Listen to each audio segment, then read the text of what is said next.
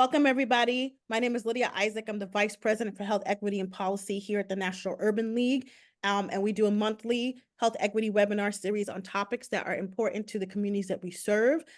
In particular, we look to focus on issues that impact Black American communities and who focus on the social determinants of health and health equity issues. Today, I'm really excited to welcome this panel today that we're going to talk about health equity and organ transplantation. This is a topic that is really important to our community because we have many people, for lots of different reasons, who need organ transplants and who are not able to always get them because of different issues with matching locations. And so we're going to talk about these issues today, what we can do to try to help and support communities who need organ transplantation. How do we make it more accessible, more equitable, and what are the challenges and opportunities and that we can come to help our communities in this issue. So I'm really excited today because we have a fantastic panel. As always, I have to say we do a pretty good job, but I really love the people that we have, and we're having different voices on these panels. We have folks who, we have a medical person who's going to talk through some of the nitty gritty, but we also have somebody with lived experience, and more than one person with lived experience, and folks who have been working in this field for a long time. And so I'm going to ask them to introduce themselves as I introduce them. But I just want to say thank you for being on the panel, and also part of this webinar series for these last few months. We were really excited and appreciative to get the support of Cytokinetics in helping us to support this webinar. And so we want to say thank you to the folks from Cytokinetics for allowing us to get this esteemed panel together in order to have this topic. So I'm going to go by what's on the left of my screen. I don't know if it's on the left or right of my screen, not right everybody's screen, but I'm going to start off with Bobby Howard. And then I'm going to let Bobby introduce himself, and then I'm going to go to Ieesha Johnson, and then I'm going to go to Dr. Ibrahim. So Mr. Howard. Good morning, good afternoon, everyone, and thank you for giving me this opportunity. My name is Bobby Howard. I am currently the director of the Multicultural Donation Education Program for LifeLink of Georgia, which is the organ recovery organization here in the state of Georgia. I am a 30-year kidney transplant recipient, and I'm a former professional football player with several teams in the NFL. And it's just truly been amazing to have this journey, to be able to share my lived experience and expertise on what I have gathered and what I have learned over these past 30 years. So once again, thank you. I'm very looking forward to all of this discussion this afternoon. So thank you. Ms. Johnson. Good afternoon, everyone. My name is Ieesha Johnson. I'm the Director of Community Outreach at Infinite Legacy. We are the organ procurement organization that serves Maryland, DC, and Northern Virginia. And I'm also the current president of the Association for Multicultural Affairs and Transplantation, aka AMAT, and I'm also a tissue recipient. And I'm happy to be here, and thank you again. And it's always good to be sitting on a panel with my dear friend, Bobby. Thank you both. Dr. Ibrahim. Hi, everyone. I'm really excited to be here to talk about something that is near and dear to my heart and something I've really made the essence of what I do for a living. So I'm a heart failure and transplant cardiologist based in Boston, but I'm also the founder and executive director of the Equity and Heart Transplant Project. We are a 501(c)(3) that provides financial assistance to patients that need heart transplants but can't afford the out-of-pocket costs. And I'm really excited to be here today. Thank you so much for all introducing yourself. Receive this wonderful panel. So I'm going to start off because I think Dr. Ibrahim, you just made a really good point. Why is this such a hard issue to deal with? What are the common myths and misconceptions about organ donation and organ transplant? Can all of you talk about your experiences and why that this is such a difficult issue that we're trying to address? Anybody can start with for organ donation. I would say there's a misconception in a lot of communities that if you sign up to be an organ donor, that when you're sick and you're in the hospital, whether you're in the cardiac ICU or the medical ICU, that we're not going to do everything possible to take care of you or to treat you, that we're going to be greedy, and that we find out you're an organ donor, we're not going to provide the best care. So from that standpoint, in organ donation, I've seen that as a challenge, but also for being a candidate for organ transplant, people don't realize that it's not just the medical necessity. So that's the easy part, saying, is this person sick enough? Is their organ sick enough to require a transplant? Yes or no? That's the easy part. But the hard part is all the psychosocial things that go into deciding whether or not a person is a candidate, meaning, can they afford the out-of-pocket costs? Do they have appropriate insurance? Can they move close to the transplant center if needed? Because we want them to be at the transplant center, close to the transplant center for several months after transplant. So a lot of financial costs that go into decision making is what ends up making a lot of patients who have really high risk disease not eligible for transplant. So I have a question just for you. I am a caregiver. As of July, I have a very close friend who found out suddenly she needs a kidney transplant. And I am finding out through the system on the back end, not in the organ procurement organization side. Now I'm diving deeper on the transplant equity side. And it is disheartening when it comes to that socioeconomic system, when it comes to people of color trying to get on the wait list. And I guess my question is more for Bobby. What was your process when you needed your kidney, and how did that work for you? Because I know just being in this field, it seems easy, right? When we're talking about organ donation and transplant, and everyone should register to be an organ donor, and you can get a transplant. But at the end of the day, it isn't that simple. And I would love to hear that from you, because I don't think we ever talked about that. Thank you for the question, Ieesha. And we haven't talked about it in all these years that we've known each other. You know, even though it was 30 years ago, my journey was a little different. You know, having a background in athletics and having, you know, my mother had a kidney transplant in 1976. So I had a little bit of knowledge, even though I was a little guy when she went through the transplant. And, you know, Dr. Ibrahim is correct. I was asked a question, you know, what's my financial status? And being a smart aleck that I am at times, you know, I ask the people, what's your financial status? You know, where are you going to be 3 or 4 years from now? I didn't think it was a fair question. And my response was, give me the transplant and I'll worry about that part later. And, you know, but I know that's a big hindrance to a lot of patients, especially in the African American community. When you're asking someone, how are you going to take care of this for, you know, if we give you the transplant? And I just don't think to this day, I don't think that's a fair assessment and fair question. I think that there are opportunities and there's ways that medical facilities will get their money if you give the patient a transplant. I think there should be some other ways that our government, which one piece I don't understand is that if you have Medicare or Medicaid, you know, which is state run, the government will cover your dialysis treatment, but you get the transplant, they don't want to cover anything after 3 years except, you know, your immunosuppressive drugs for only 3 years. And I know that's been a big conversation for years and for years and for years. And so it's a big hindrance, but I can say being here in Georgia, I'm very fortunate because there is a nonprofit organization that is sort of like the financial assistance to anyone who needs a transplant here in the state of Georgia. And your only qualifications is you just have to live here in the state of Georgia, need a transplant, or have received a transplant, and they help you out financially. So I'm blessed in that sense, but for other parts of the country, they don't have an organization like that. So it's hard to hear it, but once again, me going through it personally, my journey wasn't that bad compared to what I've heard and what I've actually seen.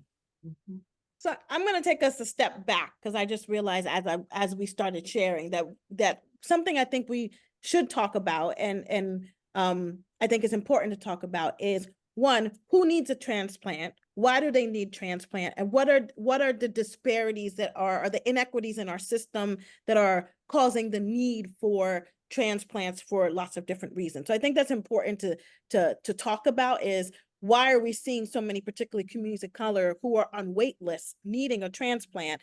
That there's an inequity in just that list, right? It's not about making the list, it's the fact that you have to be on the list is part of it. So if anybody can address what is causing inequities in organ transplants. Well, I think if you talk about inequities in transplant, or I think we have to go back to the overall health of people.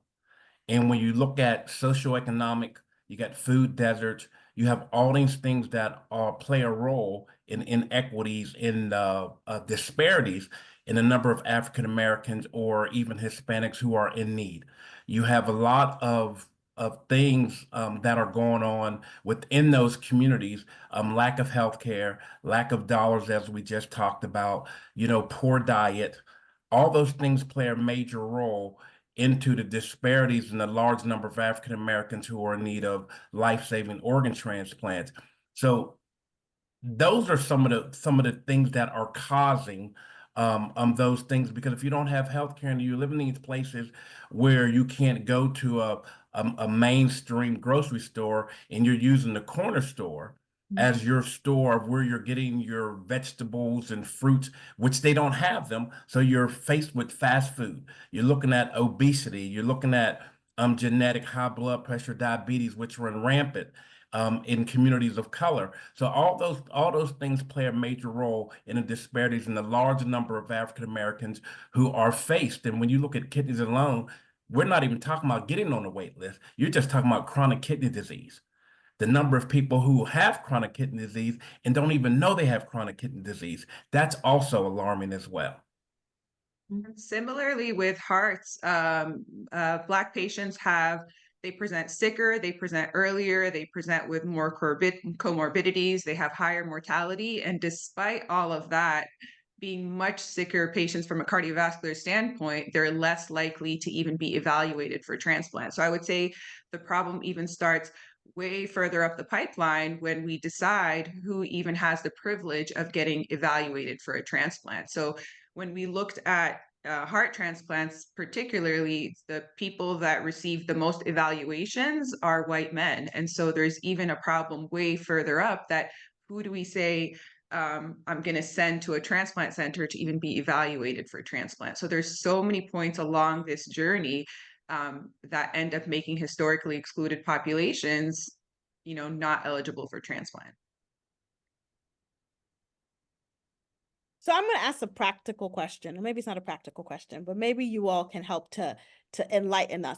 So, Ieesha, you were just talking about a friend who needs a transplant. So they went to a doctor, possibly Dr. Ibrahim. They got evaluated, and somebody said, "You need a transplant."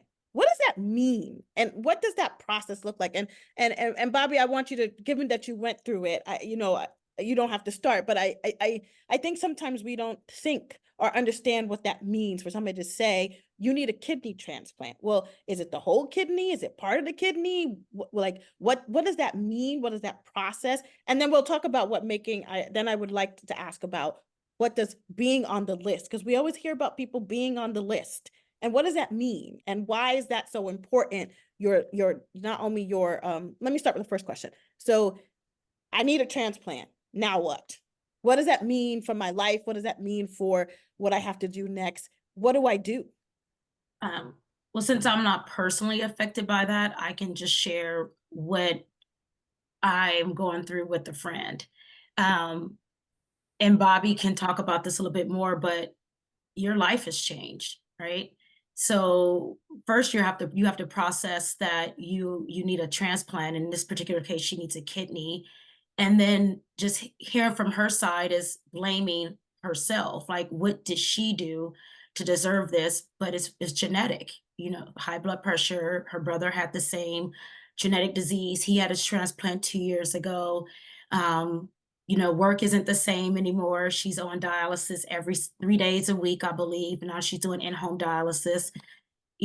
She has no idea how long she's going to have to wait unless she gets a living donor, than a deceased donor.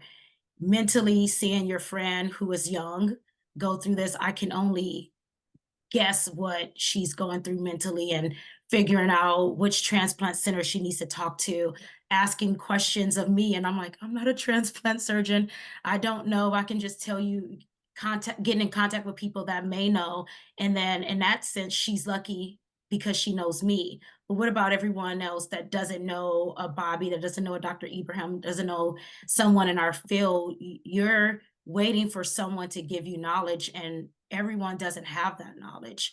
as much as you would believe, hearing stories from our volunteers who receive transplants. Not all doctors are going to advocate for you the way you think they are, and you're going to have to advocate for yourself, especially a person of color, especially for those who live in marginalized communities and underserved populations. We're going to have to advocate for ourselves a lot harder, and this is just through experience. I live in an area where I do see more dialysis centers on the street than I see a grocery store or medical facility, and for someone who sees it and witnesses, it is one of those, you're a tear, right? You're like, I want to do as much as I can as possible to help someone, but I also have to be realistic and understand what is happening in our society. But that is from a friend's perspective. So I can't speak on exactly what that means. But I'm going to So, ask you a question. As Mhm. her friend, when she came to you and said, Ieesha, I need a kidney transplant. Besides, I'm here to support you, because of course that's the first thing you said. What is the first thing from your kind of professional hat that you told her to do? Oh, I told her to make sure she sees one of the a good nephrologist, and I asked for names, and I made phone calls on her behalf. For me, I wanted to do everything possible to help my friend, and it was checking in on her, especially mental health, right? Like, I can't imagine what she made a comment at dinner one day, and she said she was joking about, oh, this is life and death, and she goes, but for me, this really is life and death. I may not be here tomorrow, and it was like, she's right. Like, this isn't just I was like, oh my God, my friend may not be here tomorrow because this is serious. So I want to do everything in my power using my work to help her. And I know everyone doesn't have that same support. And Dr. Ibrahim, oh, go ahead, no, Bobby. I'm just going to add a little to that and go back a little further. In the case of most patients who need a kidney transplant, you're not told you need a transplant. You're saying you have to go on dialysis. That's the first thing you get. Now, that transplant piece, that's up for debate and up for discussion of when that comes in. I have my own personal take on it, especially in underserved community and marginalized patients, is that even me, with my knowledge, I didn't get that information. I just said, you have to start the analysis. Well, wait a minute, what about a transplant? Just because I had knowledge. And as Ieesha mentioned, a large majority of the people and almost all the people don't know that to ask. And, there's a lot of studies and a lot of grants and dollars out there where people are looking at structural racism. Is it a structural thing with the care centers, of that we're pushing everyone towards dialysis and not giving no one the information beforehand where you can have preemptive transplant before you even start dialysis, even though your kidneys are failing. So there's a lot of debate that's out there today, but in my case, and anytime I get a call from someone, they say, hey, this is what I've been told. My first question is, tell them you want a transplant. That's my first thing. Tell them you want a transplant. And if you do that, now you're being an advocate for yourself. And if you're an advocate for yourself, it seems that that needle moves a little bit faster if you have any little bit of knowledge. And that's the bad part about the whole transplantation fact, is that we don't know a lot of people who've received it. There's not a lot of people in this space to guide you. So you're basically on your own. So when you get this information, then you have more power. You're an advocate for yourself. You have more power for your and what we like to say, a shared decision with you and your physician, instead of saying, let's just go on dialysis and then hopefully you don't ask about a transplant. But if you ask, things happen. And Bobby, before I know Lydia start, you are absolutely right, because that's the first thing I said to her. You want to get on the transplant list, right? So yeah, the advocating for yourself is what we actually need to teach as well in our field. Be an advocate for your health, because if you're not, who will? I love that. Well, Yeah, so I have and one people don't. takeaway. Yeah, I was gonna say one takeaway first is ask to get a transplant, no matter what. So you may, yes, I like that. So that's one thing. So Dr. Ibrahim, you deal with heart transplants. That's a little bit different, right? And so what is the first thing you tell your patients when they come to you, to do, or what they should be thinking about when they are you the one that tells them they need a heart transplant, or they come to you for the heart transplant? They come to me when they're reaching end-stage heart failure, which means we've tried all medications, we've tried all valve surgeries, everything that, and the patient can't get any better without a transplant. So that's when I see them and I start talking to them about eligibility for transplant. And so the first thing I tell them is that it's going to be a very rigorous process because you get evaluated from head to toe. We never want to be surprised. For example, we're going to give you a brand new heart, but your kidneys aren't doing well, or there's a hidden cancer somewhere that we haven't discovered. But other than the medical evaluation, it's a pretty intense psychosocial evaluation. You end up seeing a psychiatrist, you end up seeing a social work.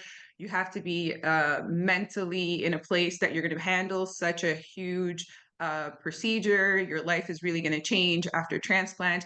And then another thing that makes a lot of patients ineligible is this idea of social support. So who is the one person that's going to come to the appointments with you? Who is going to take care of you post-transplant when you can't drive? Who's going to bring you to your appointments? So who's going to be that one person that's going to be your social support? And then lastly, it's, the CNN wrote an article about it, the wallet biopsy. So can you afford it? And then Bobby mentioned being asked about finances. It's because we give you an organ, we want to make sure that you're able to take care of the organ afterwards. Pay for your immunosuppressive medications. If you're getting like a hepatitis C donor heart, the hepatitis C antiviral medications are super expensive. Are you going to be able to pay for those? If you live really far away from the transplant center, we expect you to live within a certain mile radius of Boston, for example. So can you afford housing for 6 months or 3 months after transplant? So all those things become barriers for a lot of patients. Substance use. So are you smoking cigarettes? Are you using any other substances that make you ineligible? So there's so many things. It's a very rigorous, very tough process. You are judged at every step through this process. Small things like, okay, this patient showed up without their caregiver. We weren't able to get a hold of their caregiver. All those things are discussed at that final transplant committee meeting where we're deciding, yes, you're eligible, or no, you're not eligible. So I always tell patients, it's a tough process. Please stay involved in every step of the way. Make sure you have a caregiver. Let me know if you have any questions or concerns. But then you also want to make sure your doctor is the one advocating for you at that table when it comes time to decide. Because there's lots of things that make you ineligible temporarily, like, for example, body mass index. Different organs, different centers have different cutoffs. So if your body mass index is 40, we're probably not going to give you a heart transplant. But that's not something that can't change, right? So you have to work with the patients to make them eligible for transplant in your center. So it's a tough process, and you really need support to go through that. Can I Before- actually question how long that process is? Let's say you have a patient that comes in and evaluated. About how long could that take? Different centers do it differently. What we do at my current center is we actually admit the patients to do an expedited evaluation. So we admit the patient to the hospital, get the evaluation done. All the specialists are going to be in the hospital. We can do all the testing, all the CAT scans, all the imaging, all the consultants, get your teeth pulled, whatever we need to do, we get it done in the hospital. So we expedite it. It usually takes less than a week, so maybe 3 to 5 days. And then at that point, we decide what your path to transplant is. Are you going to be somebody that can go home and wait for an organ to become available? Or are you sick enough that you have to stay in the hospital until we transplant you? if Bobby. you see how what Dr. Ibrahim explained, how that can rule people out, and especially people who are underserved communities, and all of those things she just mentioned, she is true. She is telling the actual truth. I mean, and that's the realities of transplant. So it's a very difficult process, but why should it be that difficult? I think that's the question that needs to be put up. Why should it be that difficult if you're talking about saving a life and you have a procedure that can save and extend someone's life? Why should it be that difficult?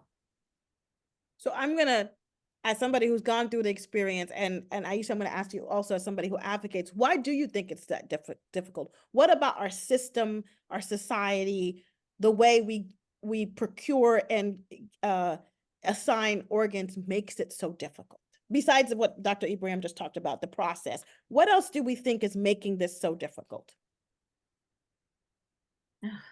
That's a very good question. For me, I think just lack of knowledge. And I feel like when Bobby had mentioned with the dialysis center, they said, we're going to put you on dialysis, not we're going to find a way to get you transplanted.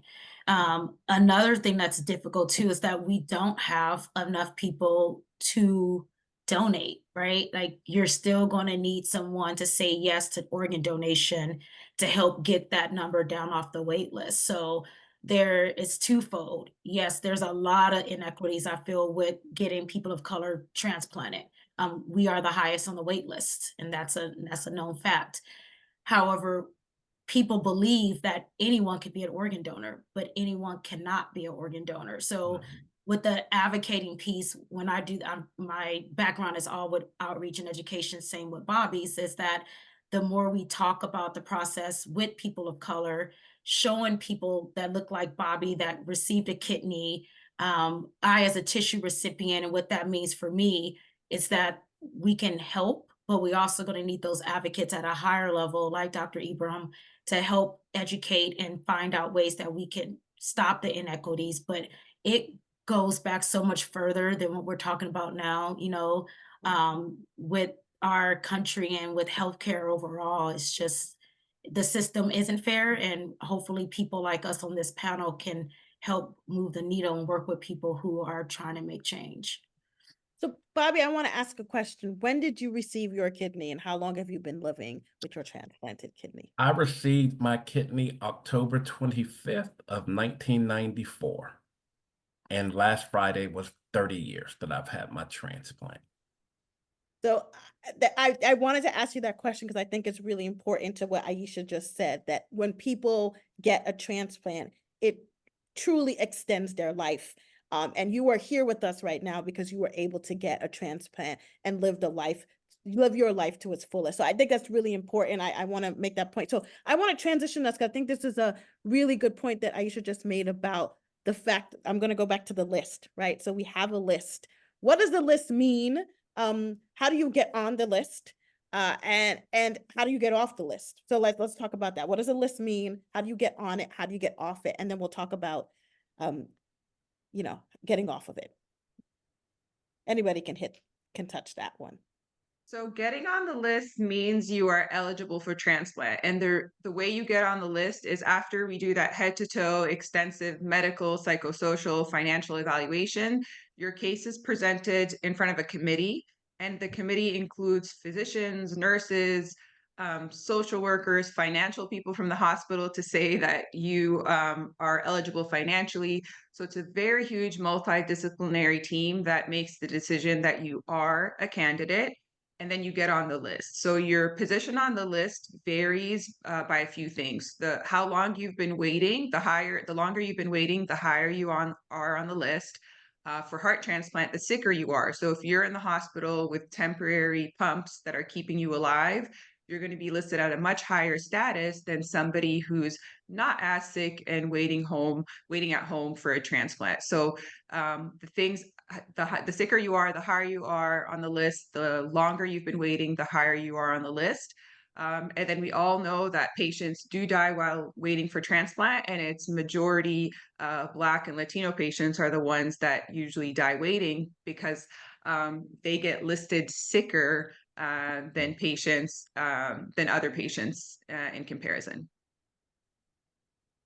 Thank you. And so then after this evaluation, you're put on the list, and it matters where you are. And then so in your case, because it's a heart, and it usually has to be somebody not usually, it has to be somebody who's deceased, or who, then if a heart becomes available and it's a match, right? Because I know there's blood matches, there's all these other matches that have to happen.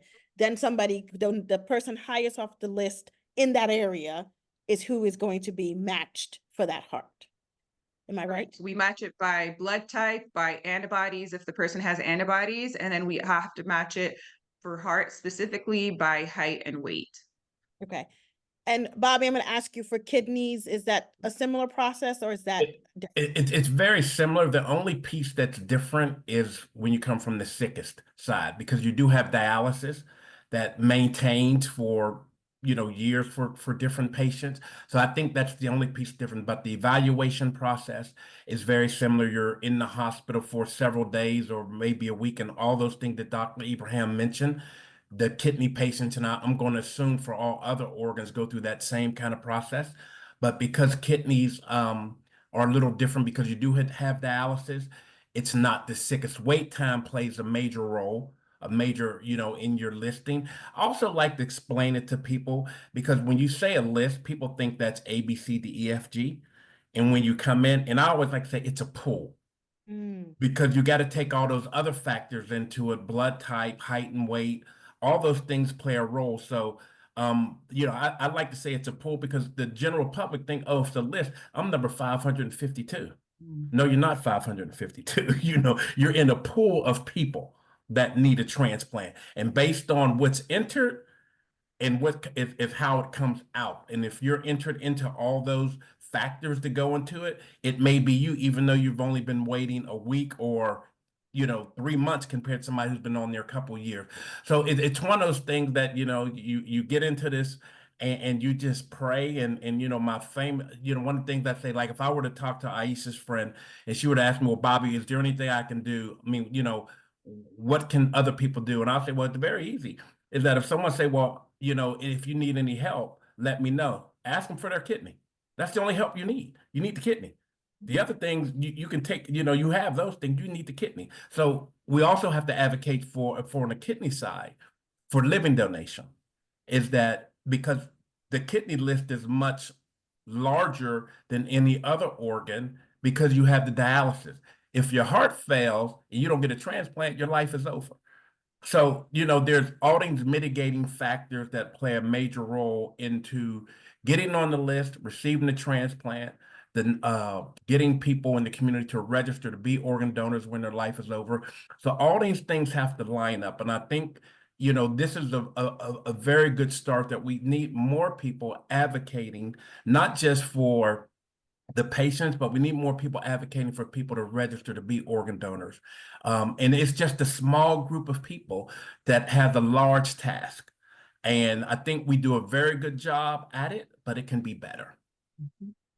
I would say for the, advocating for people to be organ donors, especially in communities of color, it sometimes feels weird or awkward to be pushing so hard for them to be organ donors without also pushing to say, how can we make the system more equitable? Because you hear it being said all the time. Why should I be an organ donor when in fact my people from my racial background are less likely to receive transplants? So I think it goes hand in hand. If we're going to be pushing to increase donation, which is super important, especially in communities of color, we have to at the same time be dismantling the system that's completely inequitable in terms of who receives transplants. We even see it in undocumented immigrants. So we've published about this in the heart field, but also in kidneys as well. Undocumented people are less likely to receive transplants, but we take their organs. So when undocumented people die in the ICUs, we take their organs and we transplant them. But how come when they're alive, they don't get that same chance at organ transplantation? And it varies based on what state you live in. So I think the advocacy for increasing donation should go hand in hand with dismantling this inequitable system in transplant. Can I just say, can I get an amen? You are preaching everything that my team is doing and Bobby's team is doing every single day. And when you're a person of color and you're in communities of color, and the good thing to do is to say yes, that you're saving someone's life. And yes, we can say all day, but you also know the highest people waiting on the wait list is a person of color. But we have to take a step back and we have to think about the people I'm trying to say yes to. What are we actually doing for you here and now? And I created a campaign at Infinite Legacy out here in our area called the Decision Project. And what we had found back then was that here we were doing education and outreach. I will own it. We were very reactive. We'll wait for someone to give us a call. We'll wait for a high school teacher to ring our phone or someone to invite us to a health fair. And I remember sitting around one day when I was a community educator, and everyone around me was coming up showing me their heart, and they got it. But I also started looking around where I was at the time. I'm like, why am I sitting here when everyone in this community supports donation? So we started looking at our data. We started looking at who in our state had the highest wait list in per zip code, who was saying yes to donation at the hospital, who was signing up to be an organ donor. And we found this one zip code in Baltimore City that had the lowest donor designation rates, the lowest authorization rates, but per zip code had the highest amount of people in the state waiting for a transplant. And if you look at the data, something was wrong with this picture. So we just took a step back and we started listening to our community, like Bobby had mentioned about the number one thing that this community felt was medical mistrust. They didn't trust the healthcare system. I don't have to say it. Baltimore City, Henrietta Lacks, like a lot of things was affecting this community. Also, food insecurities. They were literally telling us, why would I care about that when I can't even get food on the table?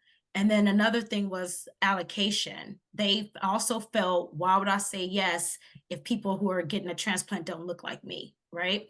And so we just started pouring in, doing more preventive education, making sure that people had options for healthy food, making sure that we were sponsoring these kids off to get off the street and go somewhere and do camps in the summer. And we found out that was working. They started to trust us, and we started to get more yeses in our DSA because of that. And I think that we need to do more of that, right? We're asking a community to say yes at the hardest time of their life, but we also want them to remember, we want them to remember us before that. And the education that I know Bobby's doing out in Georgia, what some of my colleagues are doing across the country, that we need to start looking at community and giving them, I say this all the time, my outreach person, Latrice Price, we need to give them their flowers while they're here before we're asking them to say yes to donation. And I think that's where it becomes difficult sometimes because like Dr. Ibrahim said, like there's inequities, but we're also asking them to say yes to donation. Yeah, no, I very much appreciate that, Ieesha. I think it's and it goes back to something that you all said in the beginning. There's this stigma. There's also this fear around, they're just gonna take my organ. Somebody just said in the comments, we're not taking somebody's organs. We're encouraging them to donate. Yes, we are encouraging them to donate. And donation cannot always be easy. Like some people don't know how to donate, and some people are afraid. And I'll give a personal story. I am an organ donor. I live in the state of New York. They actually make it fairly easy for you to be an organ donor. My parents were surprised that I was an organ donor because it was free, and they're just like, "What do you mean you're an organ donor?" And I was like, "I'm an organ donor because I think it's important." And I actually had a cousin who I was talking to about, and she's like, "You're an organ donor? Why?" And I said, "Well, because if I'm already, whether I'm dying or living, and can donate organ, it can help somebody, I'm willing to do it, especially at the end of life where I'm just like, I don't need it anymore. Let's just be honest." But the second part is she's like, "Well, you're not afraid they're not going to save you." And I was just like, the doctors do not know your organ donors when you're on the table. And I just want people to be very clear about that, because her and I had a really long conversation about that.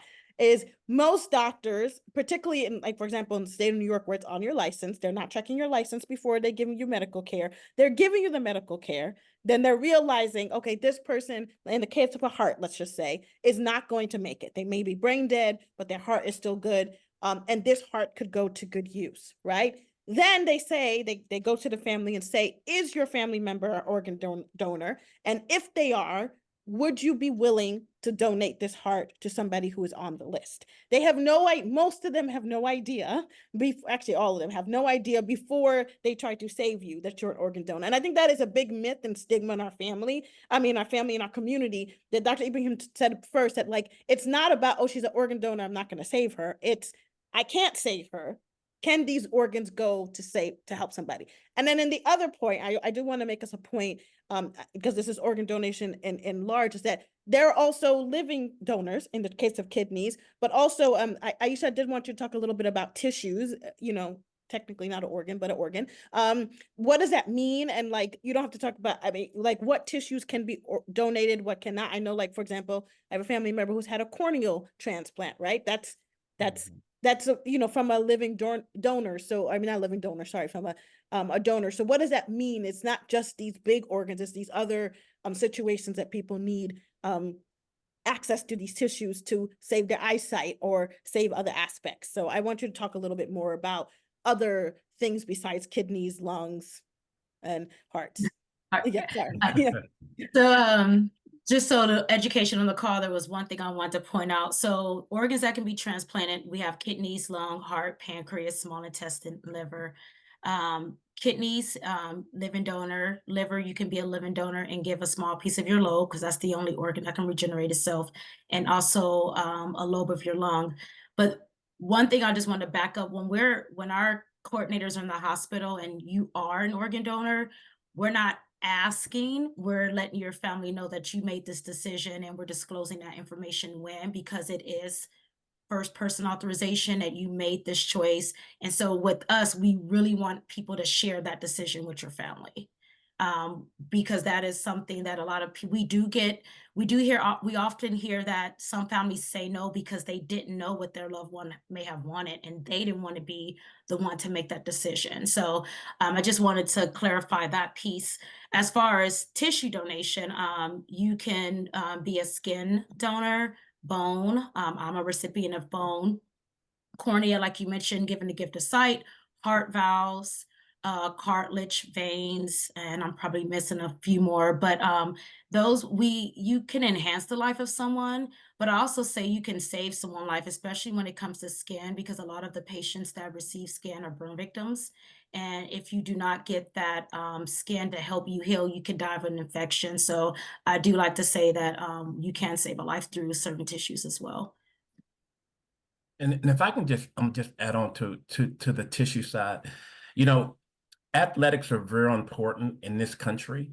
And for tissue donation, when you're hearing athletes tear their ACL, they're tearing their tendons and all those things, those replacements are coming from people who've donated.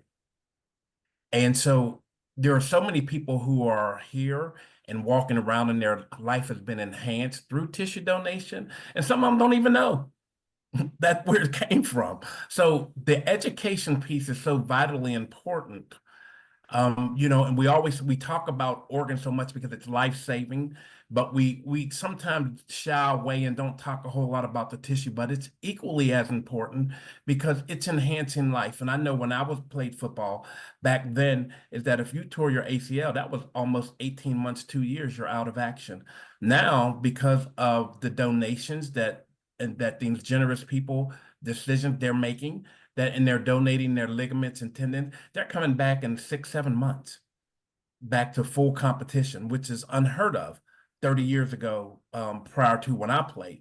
So there's so much that's in this, and I'll just keep saying, we don't have enough soldiers on the front line spreading the good news on both sides of the fence, on the donation side, on the transplantation side.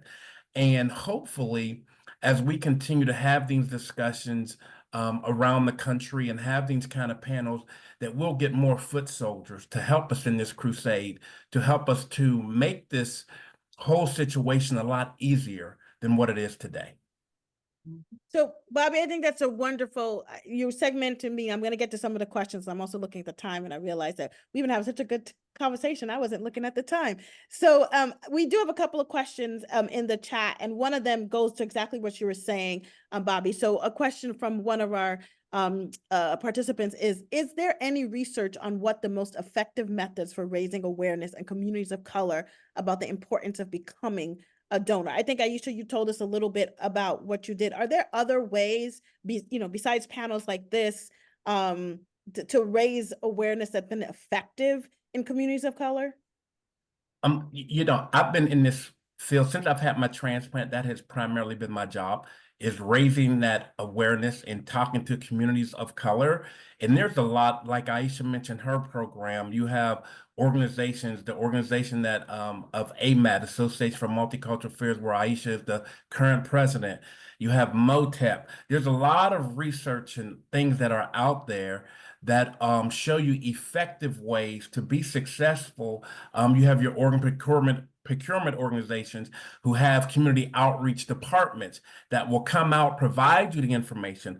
There's volunteers out there. There's so much that's out there, but it's just a small group of people. So we're always trying to recruit and get more and more people involved. Just because you don't have the transplant or you don't know someone have the transplant doesn't mean you can be an advocate and talk about the good news and how it works and how it can enhance and improve and save lives. I think we just have to also remember to start early, because I did this, I gave a talk at this youth leadership symposium at one time, and it was high school students. And I spoke about what I did for a living. And two high school students asked me multiple times, if I had a son, would I allow them to be an organ donor, because of this misconception that we don't save lives if we find out somebody's an organ donor. So I just want to stress what you said, Lydia. Me as a physician taking care of a patient in the hospital or in the intensive care unit, I have no idea what their organ donation status is, absolutely no idea. And I'm not the one that has the conversation with the family when the patient is found to be brain dead or anything else. It's a third party that has that discussion. So us clinicians have no idea what the patient's organ donation status is. No, and I think that's a really good point. And Ieesha, I wanted to ask you, because you did correct me. I do appreciate that you don't ask the families, that you talk about if they're a donor. But let's in a case of an emergency, about what, like Dr. Ibrahim was just saying, you're not in a state where you can check it off on your license like I am. And somebody comes in and they could be eligible. Do we then ask the families, or do we? Absolutely. Yeah, we all ask the legal next of kin. And every state has a uniform anatomical gift act, and we follow that per state. So yes, we do ask family members, but if someone like me, for instance, registered organ donor, it's a discussion about me being an organ donor and the next steps and answering any questions with the family. Okay, that's really good to qualify. And I think it means also to kind of a outcome of this conversation is that, one, people should figure out if they are organ donors, or they can be organ donors if their state allows them. And I will say, I remember when I went to my state to get my license, I was going through the check boxes, and I guess the DMV is so used to people saying no that the person almost checked no for me. And I was like, wait a minute. I am trying to be an organ donor, right? And they did the same thing for voting, which I thought was so interesting, because both of them you can do through the check boxes when you do your driver's license. And I was like, no, I want to be a registered voter, and I want to be an organ donor. But I think that's the other thing too, to pay attention. So some of us may have missed that, because the workers at the DMV are so used to people saying no that they automatically just start checking no for people. And you have to sometimes stop them and say, no, I do want to be an organ donor, or I do want to register to vote. So one, you can check that way. I think that's an easy way, to me, one of the easiest ways to be an organ donor. But also there are things like living wills, and people's there's another one that I can't think of. It's not power of attorney. There's somebody. Event directives, or Yes, living directives. Thank you. So that you just can like, have. and Yes, go Lydia, ahead. for all our participants on the call, anyone can register in their state to be an organ donor through Donate Life America, through Donate Life New York, through Donate Life Georgia. So anyone can register in any state that they live in. And other piece, I know someone had a question about the communities, that partnerships in your community is very, very important.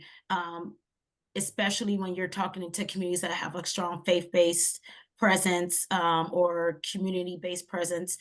Having that partnership and relationship is going to be very important, because people trust who they know. And when we're doing this outreach, like Bobby mentioned, he is right. It's not a lot of us, and it needs to be more people doing our job throughout our nation and United States. And we can't do it without those partnerships, because what we want to do is leave the room and these questions come up that our partner can answer them as if they worked for our organization. And that's when you have a win. And I also agree that the younger we start, the better, even out of the high school. There are a lot of people doing middle school programs now, and it's working. So. And if I can just add, if we can just go back to something that was said earlier, I think it's also important to know that even if you have not registered to be a donor, and we deem that, once that referral has been made and we deem that you're medically suitable, there will be a conversation with the family And I'd like to share with everyone, please register. Let the healthcare professional decide if you're medically suitable to be a donor. Because sometimes, oh, Mr. Howard, I smoke. You don't want my lungs. Well, heck, you got other organs. Okay, so there's always ways, and in trying to say, just register, if you truly care about people and even your own loved ones, because I've seen situations where it has been loved ones who have waited and other loved ones have said no to donation where that organ could have gone to their loved one. So, it all goes back into education and understanding as best we can so that the general public can know that this is about life. It's not about death. We always want to associate it with death, but it's about life. It's not about death because death is inevitable, but we want to enhance the quality of life as often as we can through organ and tissue donation. Thank you. And the thing I was thinking about was an advance directive also, which is another form of ways of telling your family and having kind of it legally documented that you're willing to do this. So I do want to read we got about 8 minutes left, but I have a couple more questions, but I do want to read two comments and one comment and a question, I think, but I'm going to read the comment first. The comment says, I'm a second year IM resident. Fortunately, I'm presenting all the acronyms, y'all, we got to get rid of the jargon, because even me in healthcare, I'm just like, I have no idea what you're talking about, but it's okay, Mohammed, we're going to get there. Fortunately, I'm presenting an APOL. And of course, I have not my glasses on because I cannot see. Okay, APOLI gene mutation affecting 13% of my people, causing kidney failure. Glad to hear this conversation. Kudos to all the panelists. Salam to Dr. Ibrahim. And I think this is this person, Mohammed, thank you, is really talking about there are also genetic factors, right, that make people more likely to need transplants, whether it's a kidney failure, whether it's a heart transplant. And so it's not just lifestyle, it is also just something that's happening in our communities, and those folks need access to kidneys and hearts and other organs in ways that are important. So I think that's very great. So thank you, Mohammed, for the comment. So I answered that live. And the next one is, thank you, Dr. Ibrahim, for sharing the process. My cousin needed a lung transplant. I felt like the transport center was not supportive. They told him that his life would only be extended for 4 years. They told him he would be on the meds for the rest of his life, and everything they told him was negative. Like Ieesha, I started asking questions for lung recipients. I spoke to another transplant center on his behalf, and they were willing to see him. I had a long line of lung recipients ready to share their journey with him. Unfortunately, based on what he was hearing from his current center, he decided at the age of 50 to go to hospice care. I was heartbroken, but I respected his decision. Thank you for sharing that, Latrice. That's something hard to share, so I appreciate you sharing that. And then a question is, Ieesha's answering this question, so I'm going to let her answer that. About registering on national databases. So actually, we should just answer this live because I think it's an important one. I've heard that choosing to be an organ donor at the DMV. Sorry, where did it go? I can ahead. answer. I remember. So the person was asking if they register, say, for instance, in their state of Texas, at their DMV, would it be known nationally? The answer is no.